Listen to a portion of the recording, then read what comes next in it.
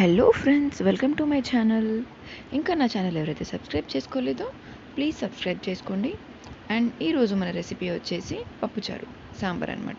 దానికోసం ముందుగా కుక్కర్లో కందిపప్పు ఇంకా శనగపప్పు రెండు ఉడికించి పక్కన పెట్టుకోవాలి.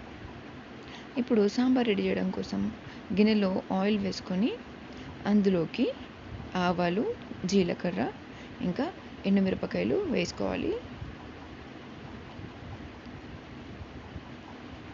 ఇవి ఫ్రై అయ్యేంత వరకు ఉంచుకోవాలన్నమాట.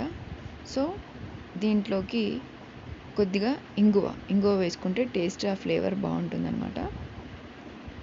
సాంబార్ అయినా సరే, పచ్చళ్ళైనా సరే, పులిహోర ఇంగువ కంపల్సరీ ఉండాలి.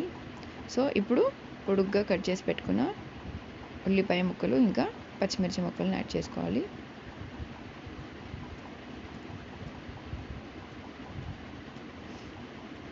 ఇవి కొద్దిగా ఫ్రై అయిన తర్వాత దీంట్లోకి నేనైతే సొరకాయ ముక్కలు వేసుకుంటున్నాను. మీ దగ్గర సొరకాయ అంటే సొరకాయ, లేదా మునక్కాయ, దోసకాయ మీకు ఏవి అవైలబుల్లో ఉంటే అవి యాడ్ చేసుకోండి.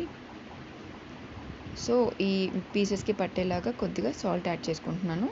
కొంచెం సాల్ట్ చూసి వేసుకోండి మీరు. ఇవి బాగా ఉడికేంత వరకు కుక్ చేసుకోవాలి. ఇవి కుక్ అయిన తర్వాత కొద్దిగా కరివేపాకు యాడ్ చేసుకోవాలి. ఇవి బాగా కుక్ అయిపోయినాయి. దీంట్లోకి ఇప్పుడు కొద్దిగా పసుపు, కారం పొడి, ఇంకొద్దిగా అల్లం వెల్లుల్లి పేస్ట్, ఇంకా ఉప్పు వేసుకొని బాగా మిక్స్ చేసుకోవాలి. కారం అంటే పచ్చిమిర్చి వేసాం కాబట్టి చూసుకొని యాడ్ చేసుకోండి మీరు.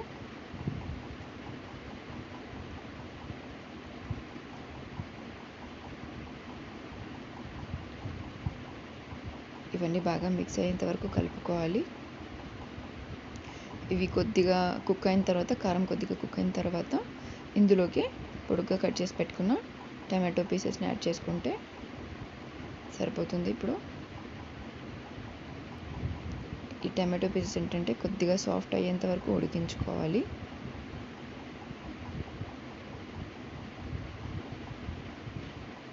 ఇది కొద్దిగా సాఫ్ట్ అయిన తర్వాత చింతపండు రసం యాడ్ చేసుకోవాలి. దీనికి మీరు పులుపు చూసుకొని యాడ్ చేసుకోండి.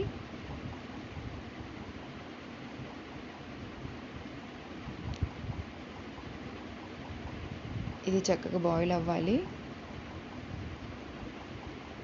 మన చింతపండు రసం వేసుకున్నాం కాబట్టి ఇది బాయిల్ అయిన తర్వాత ఆల్రెడీ మనం ఉడికించి పెట్టుకున్న పప్పు వేసుకుంటే సరిపోతుంది.